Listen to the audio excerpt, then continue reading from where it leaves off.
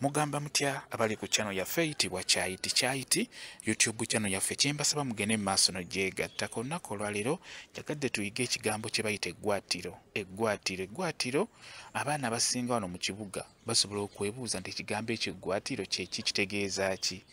Eggwaatiro kye kifo we tuwaatira emmere oba kye kifo we bawaatira emmere. Kikulu nnyo abaana mubeere nga mukiyiga ekigambo ng'ekyo. Ebiseera ebisinga mu byalo eyo wamu n'emabbali w'ekibuga baba n'ebifo nga ekifo ekyo we bawaatira emmere, era kyo kiba kya njawulo. Kisobola okubeera okuliraana oluggya oba mu lusuku nga we wali ekifo ekyo. N'olwekyo ebifo ebyo mu byalo eyo bibeerawo nga wo we bawaatira emmere. Era ekifo ekyo tojja kusangayo bintuntu bino ebibi. Kizibu okusanga eddagala nga bayitadde mu ggwaatiro.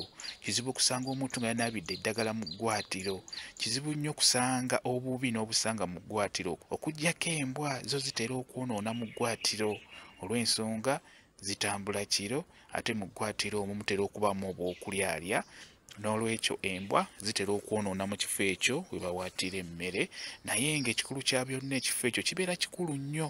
Ewaka tonaabirawo ddagala, toteekawo kintu kyonna kikwatagana n'eddagala. N'olwekyo njagadde mbabuulire ku kifo ekyo kye bayita eggwaatiro, mubeere nga mukiyiga n'abaana bakitegeere abali ku channel yaffe eno eyitibwa Kyayiti.